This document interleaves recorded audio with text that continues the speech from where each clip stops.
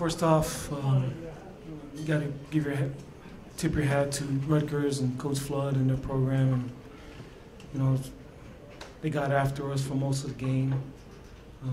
You know, we had a hard time stopping them on the run, and we had a hard time running the ball. But with all of that said, just proud of our guys, the way we fought back at the end with a legitimate chance to win. You know, it's tough. We got, you know, two opportunities, with an opportunity to beat two good Big Ten teams, but, you know, we didn't play good enough. But a lot of that was them. You know, they're physical at the point of attack on both sides of the ball. You know, we had a hard time matching up with them. But again, I'm just proud of the way our guys continue to fight and they battled there at the end.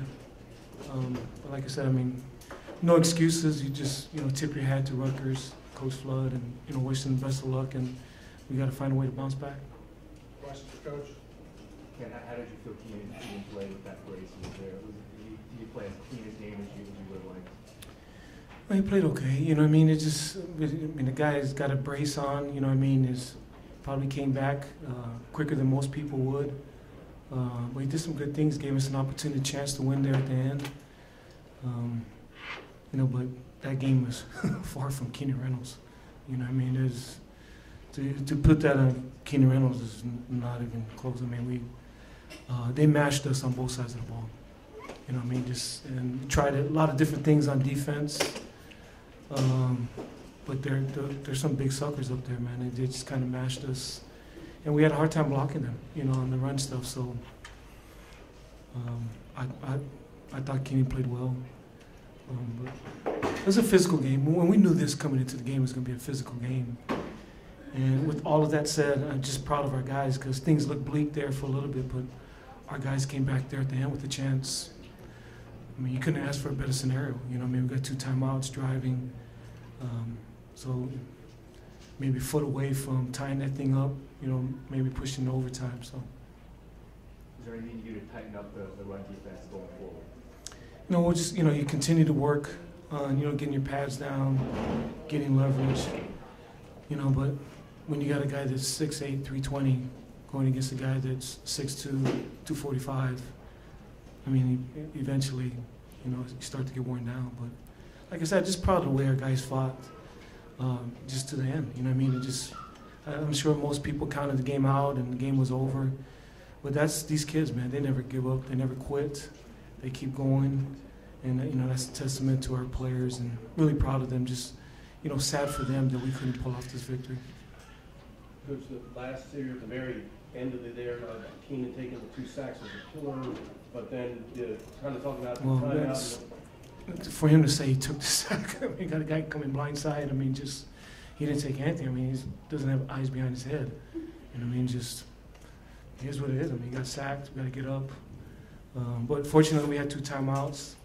You know, you'd like to get it clean. You know, we should have made a call, you know, to get somebody out, but we didn't. But we still had a chance there at the end. But you know, it wasn't. They brought it off the backside.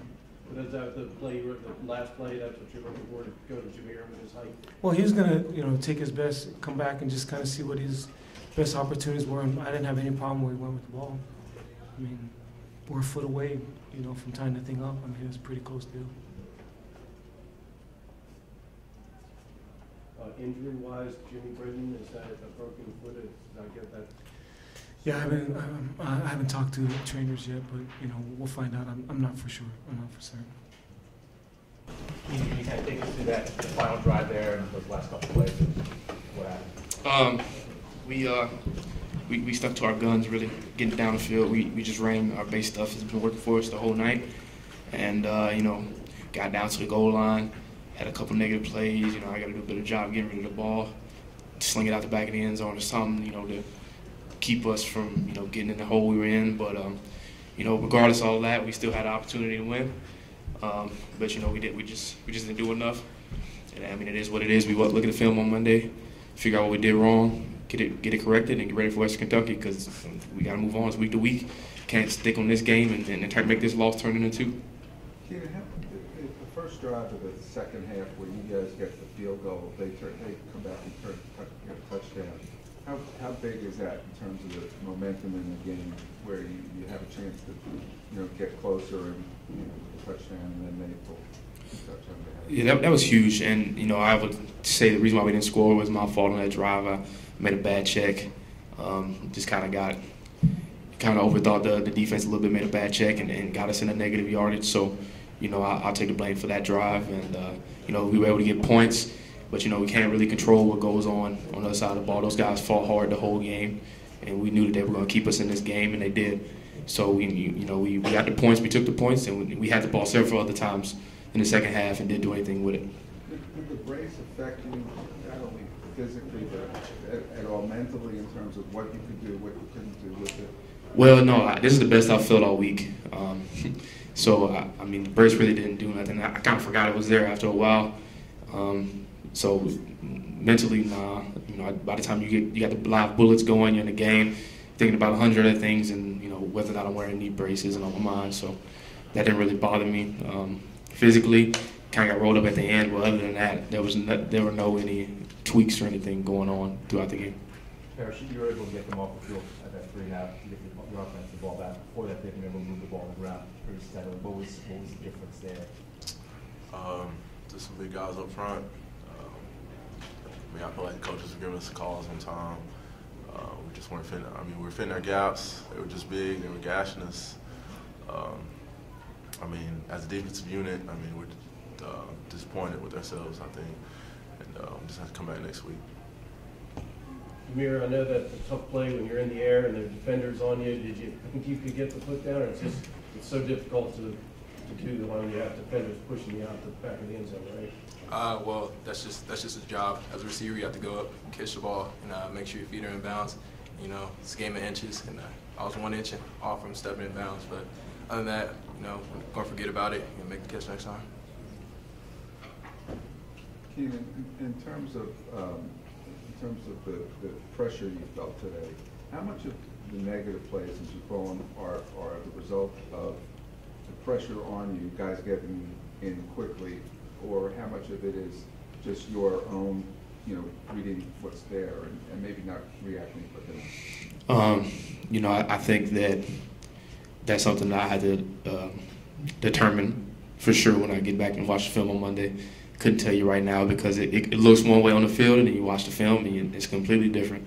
So I'm not gonna place the blame in one specific area. Sometimes we didn't execute. I didn't execute the way I needed to, and sometimes as a unit we didn't execute. So that's not something I'm gonna put out there or place blame in any specific area. We could have done a lot of things better in a lot of different regions of offense in all aspects. So we just go back and watch the film on Monday, learn from it, and get ready for Western Kentucky. You built your reputation the first 2 years as much on your shorthandedness and steadiness as much as making plays. You've had 3 fumbles. You had a fumble in each of the games this year on the same type of play on a pitch.